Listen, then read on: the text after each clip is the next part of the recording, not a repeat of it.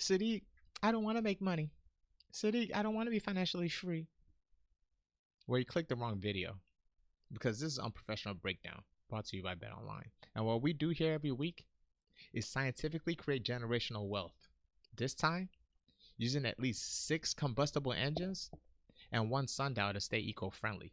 We don't have time to waste. We have money to make, so let's go. First fight.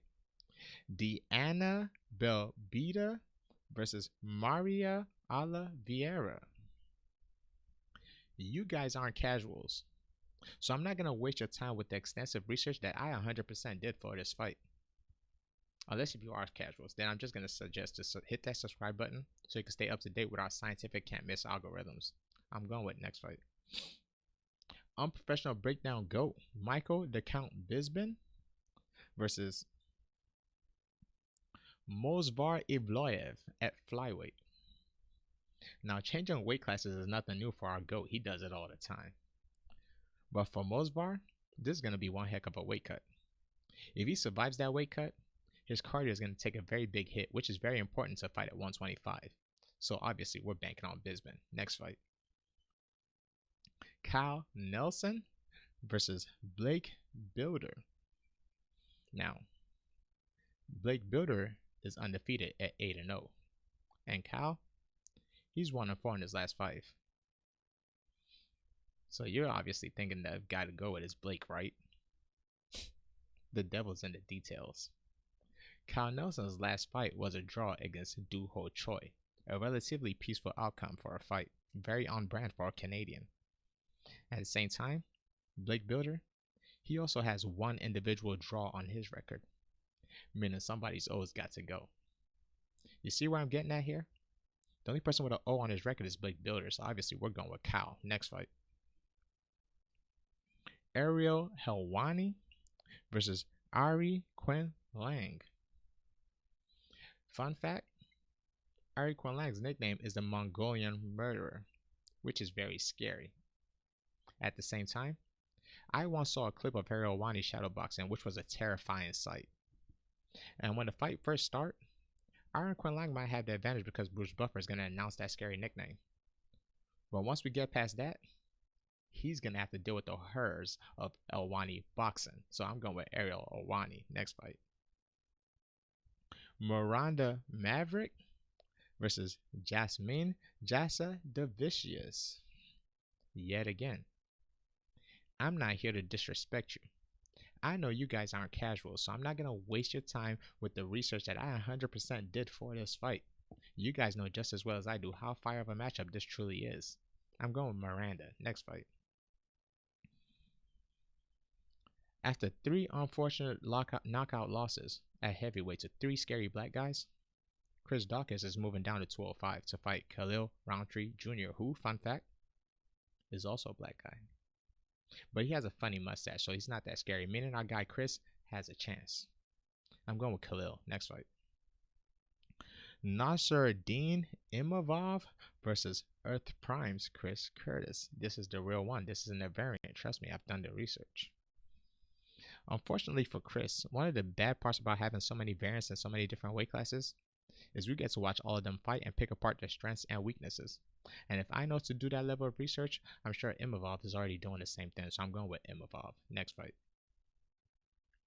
Powerbar Mark Andre Barriot versus Eric Anders. Both of these guys have a loss in common to Christoph Jocko. Eric Anders, he lost a unanimous decision, while Powerbar, he lost a split decision, meaning at least one judge thought he won. At the same time, Eric Anders' last win was against Kyle Dawkins, which is Chris's little brother. Let me know there's an opportunity for a good old-fashioned get back at the fighter hotels. And if Eric survives that, his HP is going to be relatively low right before the fight, which is way too many variables pointing us all in the same direction. I'm going with Powerbar. Next fight. Dynamite Dan Ige versus Nate the Train Landwehr.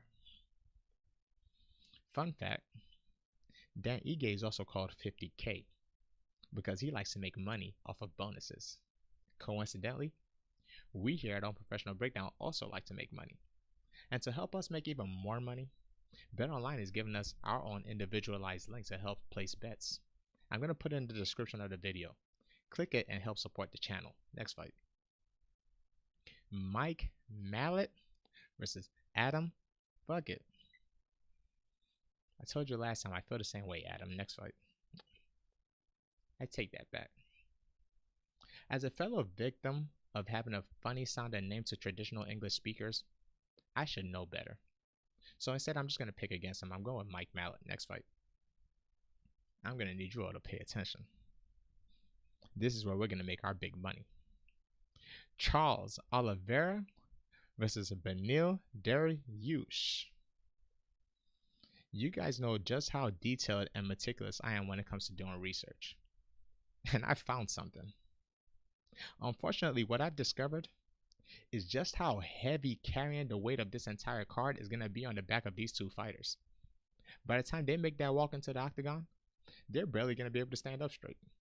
Which is why we're going to bet the house on a no contest. And you're probably asking yourself, where am I going to find somebody to honor this bet? That's where our guys from Bet Online come in with the unprofessional prop bet. This week is for this fight to go exactly as I said. I don't even have to tell you what the odds are for that happening. And that's it. No, I lied. Bonus fight, which lets me know the guys at the brass already know how that last fight's going to go. Amanda Nunes versus Irene Aldana. Now I'm a bit conflicted because Irene Aldana is from Mexico, and as you guys already know, Mexico is so in right now. But Amanda Nunes is a double champ, which means she has 2 belts, while Irene, she doesn't even have 1. I paid enough attention in physics class to know 2 is a lot bigger than 0, so I'm going Amanda Nunes, and that's it. UFC 289, Nunes versus Aldana, Saturday, June 10th at Rogers Centers, Vancouver, Canada. Good luck with your picks.